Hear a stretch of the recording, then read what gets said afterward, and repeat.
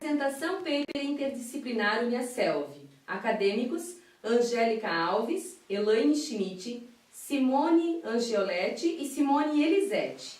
Turma MAD 380. Professor tutor: Dionata Miguel. Tema do trabalho: Estudo teórico da profissão.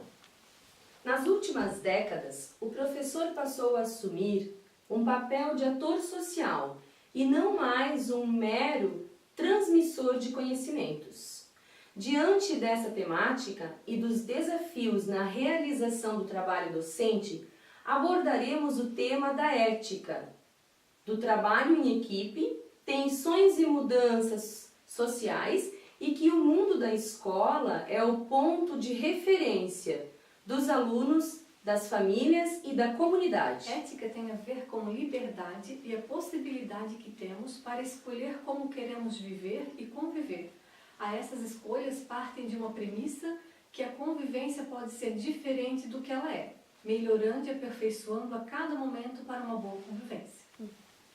Ainda nesse sentido, Cortella ressalta, porém, que ética é um conjunto de valores e princípios que nós usamos para decidir as três grandes questões da vida: quero, posso, devo. E nesse sentido, percebemos que tem coisas que eu quero, mas não devo.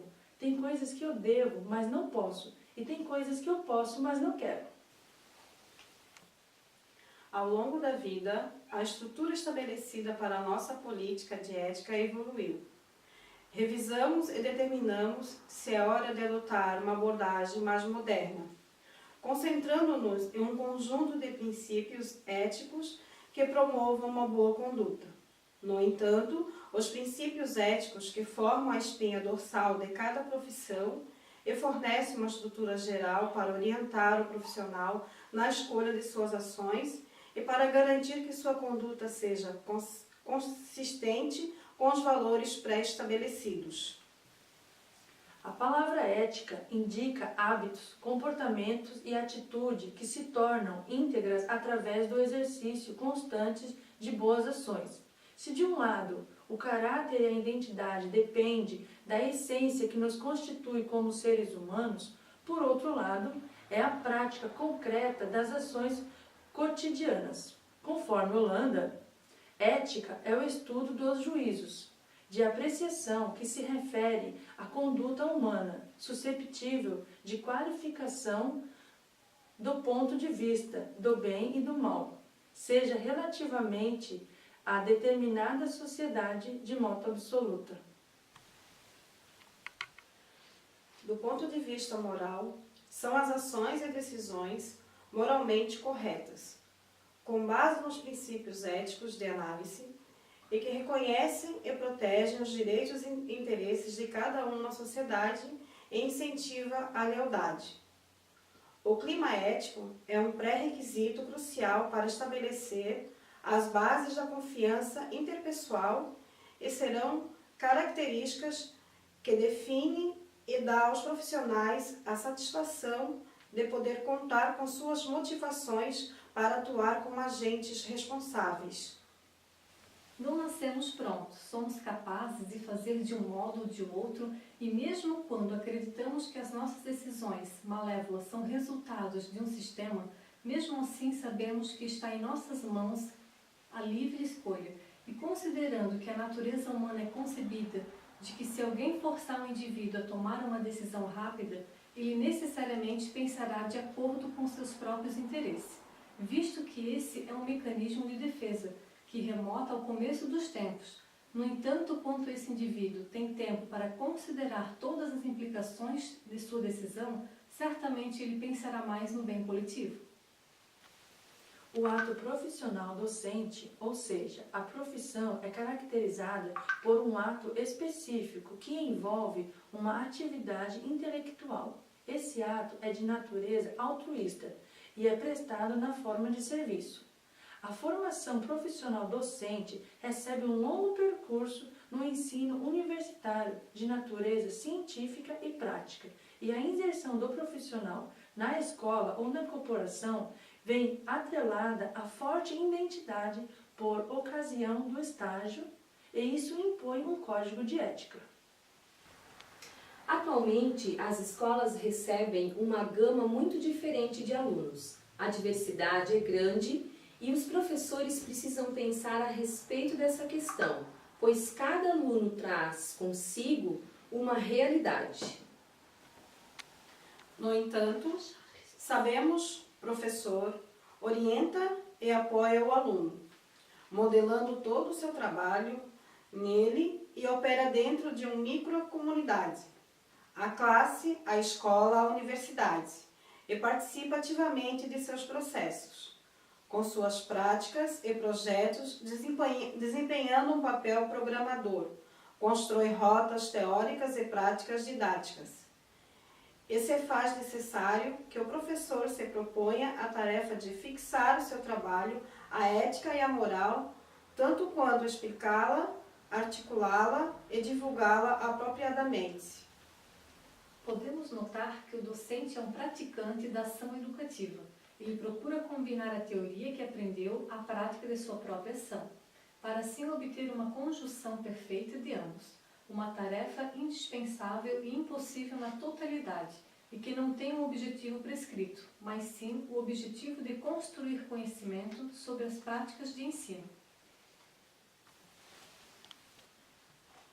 Michaelis chama de empatia a capacidade de apropriar-se dos meios necessários para proporcionar ao outro uma boa experiência, sensibilizando-se para com a sua causa.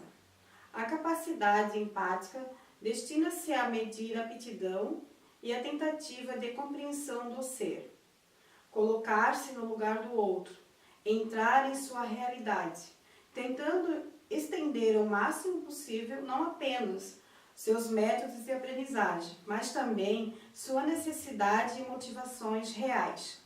Ser efetivamente empático significa ter a capacidade de realmente compreender as modalidades e funcionamento cognitivo de cada um.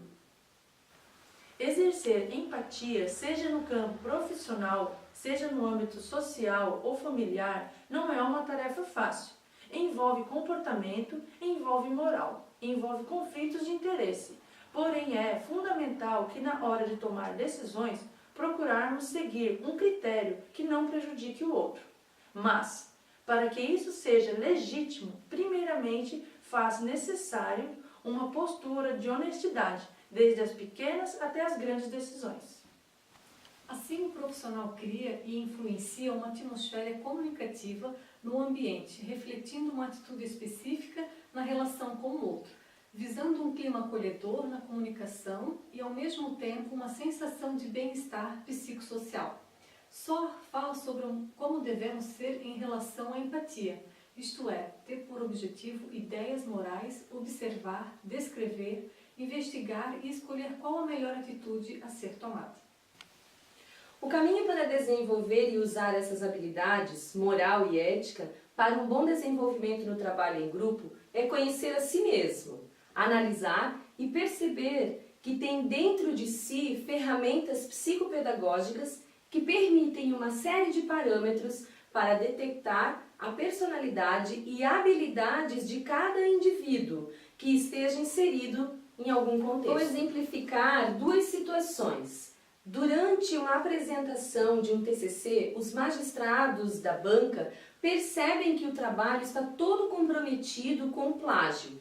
Isso acarreta sérios problemas ao estudante, inclusive a expulsão dessa instituição, já que o plágio é considerado o roubo de uma ideia, ou seja, é uma fraude.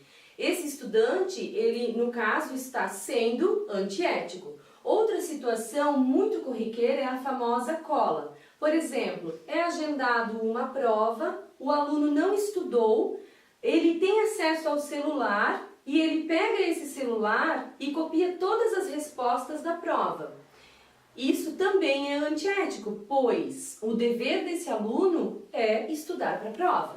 Concluímos que, por ser um ramo da filosofia, a ética estuda os fundamentos objetivos racionais que permite atribuir ao comportamento humano obrigações ou distingui-los em moralmente lícitas, comparadas a comportamentos considerados ruins ou inapropriados.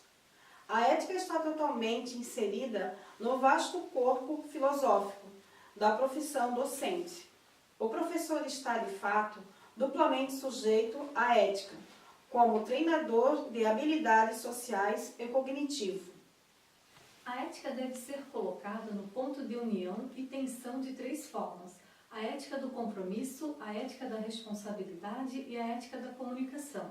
Também é esperado do professor uma situação com base na compreensão e fidelidade, assimilando as diferenças e eternizando a lealdade. Na ética profissional, a reflexão enfoca os valores que motivam a conduta dos profissionais e se atualizam nos códigos de ética.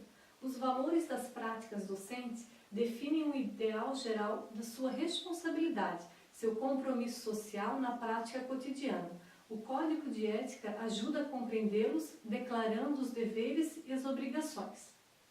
Em todos os contextos, a ética tem sido um tema popular há séculos e existe a necessidade de promover tal valor nas organizações, seja ela comercial, industrial ou escolar. Não é ditada apenas pelo desejo de alinhar-se com uma tendência gerencial ou de responder a um imperativo econômico e social, mas é também, acima de tudo, oferecer à organização um meio para estabelecer sua legitimidade e desenvolver relações de confiança, essenciais à sua credibilidade, a fim de promover um clima de confiança no âmbito organizacional, pois, caso contrário, reduzirmos nossas intenções, diminuímos nossos sucessos e, enfim, nos reduzimos.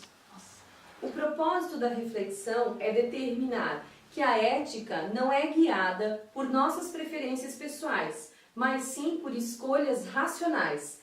Essa reflexão ética identifica valores a todos que compartilham de um ideal, sejam no nível particular dos indivíduos ou no coletivo. Eu não podia chegar em nenhum ambiente, né, de falar de tal pessoas para vocês, né? Eu vejo dessa maneira também em sala de aula, né? Falar, porque assim, no deparar que a gente vai estar na sala de aula, a gente vai se deparar com vários alunos, com várias classes sociais. Então, assim, a gente vai ter que trabalhar igual com todos, né? Então, ali que vai, nós vamos ter que ter essa, né? Esse discernimento, né? Isso, E não entre os nossos colegas, amigos, eu né? não posso sair da minha sala E falar da professora que está lá do lado, né? da Claro, a gente está professora. utilizando o meio da escola porque Sim. nós estamos mais- dentro desse contexto, né? É. Assim como na área da saúde, a SIC já trabalhou com a Sim. área da saúde também. Ou mesmo, né, quem trabalha em qualquer profissão, né? Sim, sim. A gente sabe que é necessário que todos tenhamos ética. Como a Angélica falou bem no início do nosso vídeo, né, sobre aquilo que Cortella traz. Como é que é? Que é o que tem coisas que eu quero, mas eu não posso. E tem coisas que eu posso, mas eu não quero. Então tem coisas que eu posso fazer, mas E eu não devo, eu não devo, né? porque eu sei que eu posso prejudicar ela, ou prejudicar alguém do meu ambiente de trabalho ou qualquer outro lugar. E assim também, por exemplo, a gente sempre tem que pensar num coletivo, né? E não aquilo que é bom só para mim. Sim. Né? Então a ética engloba em todas as situações, né? Então, pessoal, finalizamos assim o nosso trabalho. Ficamos muito felizes em poder compartilhar com vocês, né, todas essas informações. O nosso muito obrigada.